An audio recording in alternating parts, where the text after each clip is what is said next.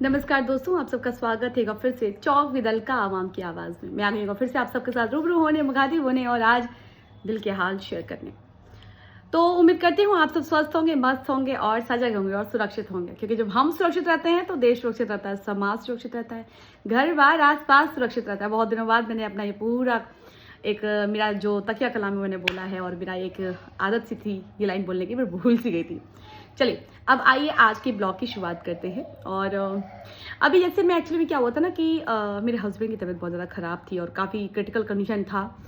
तो मतलब बहुत सारे कमेंट आए थे, दीदी प्लीज़ आप बताइएगा जीजू को क्या हुआ है, कैसे हुआ है। तो मैंने कहा कि चलो ठीक है, अब सब कुछ नॉर्मल हो गया है, तो क्यों ना आपके साथ एक ब्लॉग शेयर किया जाए। इससे आपको भी कभी ना कभी हो सकता है फ्यूचर में, भगवान न करे, कभी कोई दिक्कत हो, कोई प्रॉब्लम हो, तो आप उसको हैंडल कर सकते हैं। एक्चुअली में क्या था कि मेरे हस्बैंड को लास्ट 3 इयर्स से ना किडनी में प्रॉब्लम, मतलब किडनी में क्या, वो सबके अंदर होता है, कैल्शियम बढ़ता है तो स्टोन हो जाता है। तो मेरे हस्बैंड को फर्स्ट टाइम हुआ था स्टोन जब मेरा अभी पेट में था। तो अचानक से सोए थे, उनको दर्द हो गया, बहुत ज़्यादा सीवियर पेन उठा। तो मैं भी उसमें कंडीशन में नहीं थी, बट किस तरह से हम हॉस्पिटल पहुँचे और हॉस्पिटल पहुँचे तो वहाँ पे पता चला कि मतलब उनका जो भी था बहुत ज़्यादा दिक्कत हो रहा था यूरिन पास करने में। तो जब टेस्ट हुआ तो अल्ट्रासाउंड में निकला कि स्टोन है और इसका इमीडिएट ऑपरेशन करना पड़ेगा। तो खैर फर्स्ट टाइम में ऑपरेशन हुआ, स्टंट पड़ा, बट बहुत ही ज़्यादा वो क्रिटिकल टाइम था। मैं आप लोगों को बता भी नहीं सकती कितना ज़्यादा पेन हुआ था उस टाइम।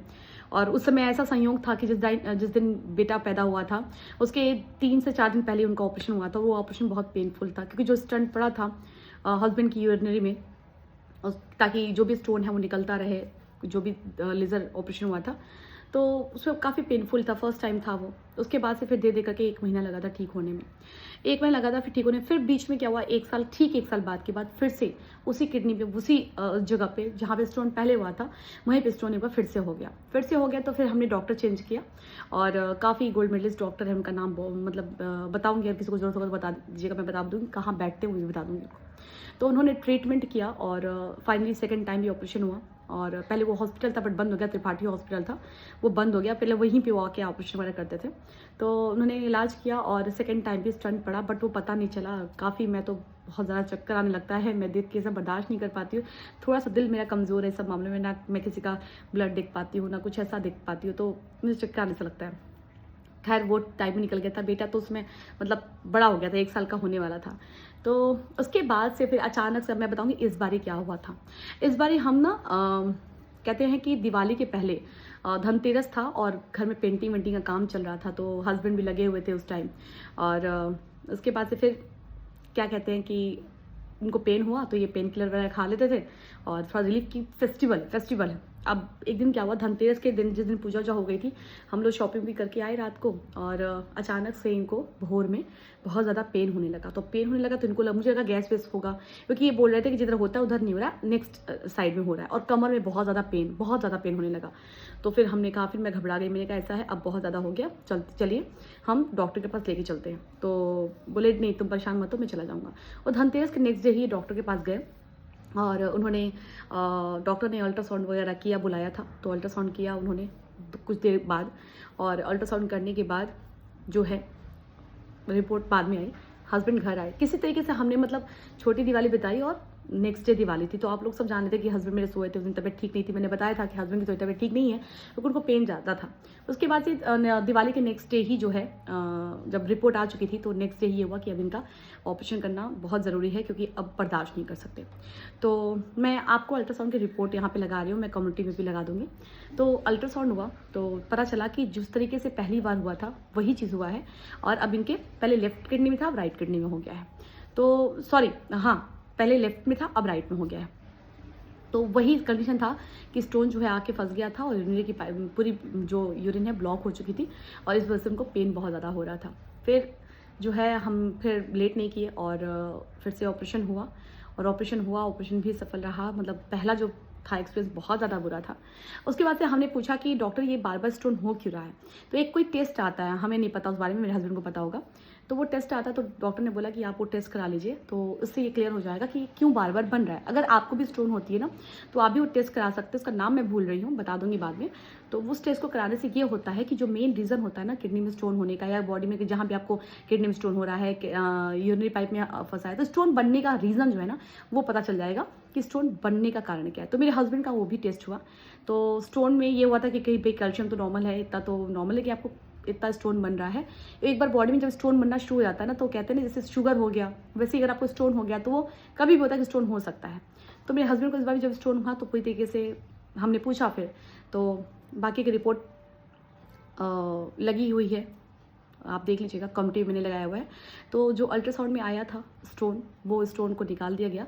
बट अभी जो एहतियात बरतने के लिए कहा गया है, वो कहा गया कि आपको जितना हो सके उतना पानी पीना है। पानी आपको आई थिंक दिन में 7-8 लीटर तो पीना ही पीना है। नॉर्मल इंसान भी पीता है, इनको हर घंटे मतलब समझ लीजिए कि जितना भी पानी पी सकते सफिशिएंट पानी पीजिए, क्योंकि पानी पीते रहना ही आपकी दवा है। और लिटरली बता दूं कि जब वो दर्द होता है, बहुत सीवियर पेन होता है, और मेरे हस्बैंड ने जितना पेन बर्दाश्त किया था सिर्फ और सिर्फ दिवाली के कारण, क्योंकि वो नहीं चाहते थे कि दिवाली बच्चे का है। लेकिन ये कहते हैं ना कि जाको राखे साइयाँ मार सके ना कोई, हमारी दिवाली भी निकल गई। और भगवान की दया से बेटे का बर्थडे था, तो हमने सोचा कि भैया ऑपरेशन हुआ है, अब कैसे क्या होगा। लेकिन डॉक्टर इतने अच्छे थे, उन्होंने जो भी किया ना बहुत ज़्यादा, मतलब कहते हैं ना कि भगवान की देन है, हम तो डॉक्टर को भगवान ही कहते हैं, कि हमारे बेटे का बर्थडे भी निकला, अच्छे से मना। और साथ में ये भी हुआ कि मतलब हमारे हस्बैंड का जो ऑपरेशन था वो सफल भी हुआ। और दूसरी बात ये हुआ कि डॉक्टर ने कहा कि अब शायद नहीं होगा, क्योंकि हम अब ऐसी दवाइयों का स्टार्ट करेंगे कि आपको नहीं होने देंगे, प्लस आपको पानी पीना है। तो ये था मेरे हस्बैंड के उसका जर्नी। और मैंने बाकी थंबनेल पे भी लगाया है और कमेंट पे भी रिपोर्ट डाल देती हूँ कि मेरे हस्बैंड को कुछ और नहीं हुआ था, ठीक है। तो कहते हैं एक तरीका होता है एक जवाब देने का इंसान को, तो हम नहीं सोचा है कि क्यों ना चलिए। क्योंकि एक चीज़ और बोलूँगी मैं, कुछ लोग इंसान बोल रहे थे कि प्रूफ की शुरुआत आप करिए, तो हम करेंगे फिर एंड करेंगे। तो मैं आई थिंक लगातार 4-5 दिन से प्रूफ्स ही दे रही हूँ। बट अभी एक्चुअली में क्या है ना, मैं अपनी ब्लॉगिंग पे आ चुकी हूँ, क्योंकि मुझे जो करना था वो मैं कर चुकी हूँ। और बाकी का ये है कि हमेशा सत्य के मार्ग पे चलिए, जीत अवश्य मिलेगी।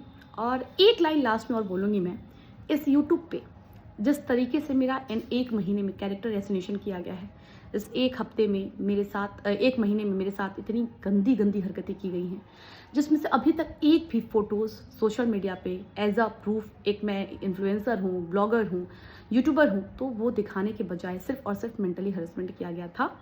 इसके लिए जो होना था, भगवान कहते हैं ना, भगवान इस दुनिया में है। तो अगर मैंने कभी किसी के साथ इस तरीके से इतना गिर करके रवैया किया हो, तो प्लीज़ उसको वीडियोस लगाइए, प्रूफ दिए। जिस किसी के भी बारे में होगा ना, मैं वहाँ पे नाक रगड़ के माफ़ी मांगने के लिए तैयार हूँ। ये मेरा चैलेंज है। अगर मैंने किसी को इस तरीके से अगर गंदा किया होगा, जिस तरीके से गंदगी मेरे लिए चालू है, कि उसके लिए खैर मुझे कुछ बोलना नहीं है। वैसे मुझे समझ में आ गया है कि मैं आगे बढ़ रही हूँ तो लोग भोंकने आएंगे ही आएंगे, 2-4 आएंगे ही, तो आएंगे, ठीक है, उनका इलाज होगा भी। चलिए, दूसरी बात और मैं बताना चाहती हूँ कि एक महिला के लिए बाबा बुलाया था कि उसके हस्बैंड को बोला मैंने 3 पति, तो शायद कान को साफ कर लीजिएगा, मैंने 3 नंबर की बोला था। जैसे मुझे बोला था कि तू दूसरे नंबर की है, 4 दिन यहाँ 4 दिन वहाँ, तो मैंने जवाब दिया था। एक्चुअली मैं क्या है कि एक अभद्र सा इंसान है जो अभद्र भाषाओं का प्रयोग करता है, और अभद्र भाषाओं के साथ वो एक महिला को बहुत सरेआम नग्न करता है। तो क्या हुआ था कि जब उसने एक महिला को ला करके किसी को हम डॉट करवाया कि वो ऐसी महिला है, तो उसका मैंने जवाब दिया था कि ये ज़रूर किसी को तब अपने साथ, अपनी बहन, अपनी माँ के साथ करके आया होगा, तभी किसी एक महिला को, जो कि एक बच्चों की माँ है, पत्नी है, और सोशल मीडिया पे है, इसका कुछ एक अलग दुनिया भी है, उसने बहुत जलील किया था। तो मैंने कहा इसने ज़रूर अपने घर में ऐसा किया होगा। तो इसके वीडियो को उठा के कम्युनिटी में उस महिला ने ये शेयर किया था। वैसे तो कर तो बहुत दिनों से रही थी वो, लाइव चलाना, उनके वहाँ कमेंट करना, उनके वहाँ गंदगी करना। तो उसने क्या किया था, ये कम्युनिटी पे लगाया था और बोला था हाँ भैया इनके घर में ऐसा ही होता होगा। मतलब उस आदमी ने उस औरत को बुला के गंदगी कराई, फिर ये मेरे माँ बाप, भाई बहन सबको समेट दिया। तो उस पर जवाब बनता ही बनता है, ठीक है। तो चलिए, मैंने चैलेंज कर दिया है कि प्लीज़ जिसके पास जो भी हो यूट्यूब पे लगाइए, बेशक लगाइए। और जहाँ भी मेरी लगेगा कि हाँ यहाँ मेरी गलती हुई है, तो बेशक मैं माफ़ी मांगनी चाहिए। और कुछ लोग बोलते हैं कि यूट्यूब छोड़ के कोई चले गए, कोई घर छोड़ के चले गए, तो जो कैमरे के पीछे साजिशें रचेंगे किसी के लिए, और वो जब साजिशें खुलती हैं तो छोड़ के जाना ही होता है। और वैसे भी किसी ने भेजा नहीं है, जो भी किसी का अपना गया होगा ना, वो अपनी मर्जी से गया होगा। चलिए, इसी के साथ आज के ब्लॉग का करते हैं, मिलती हूँ आपसे नेक्स्ट ब्लॉग में। तब तक के लिए bye bye, take care, love you all.